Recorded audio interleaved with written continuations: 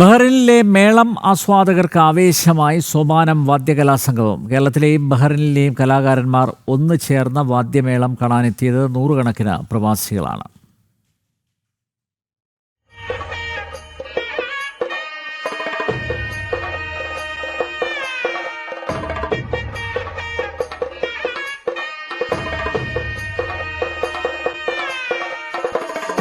വാദ്യകലാ സംഘത്തിന്റെ ആഭിമുഖ്യത്തിൽ ബഹ്റിനിൽ സോപാനം വാദ്യസംഗമം 2025 വിപുലമായി നടന്നു.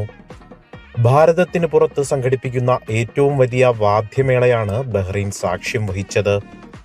ട്യൂബ്ലിയിലെ അധാരി പാർക്കിൽ സംഘടിപ്പിച്ച പരിപാടിയിൽ നൂറുകണക്കിന് പ്രവാസികൾ സംഗമിച്ചു.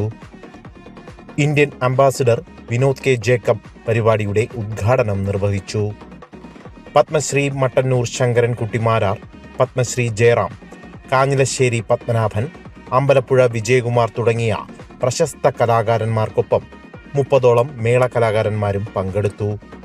ലതിക ടീച്ചറും മിഥുൻ ജയരാജും നയിച്ച കാതോട് കാതോരം സംഗീത പരിപാടി കൂടാതെ സന്തോഷ് കൈലാസിന്റെ ശിക്ഷണത്തിൽ മേള വിദ്യാർത്ഥികൾ അരങ്ങേറ്റം കുറിച്ചു.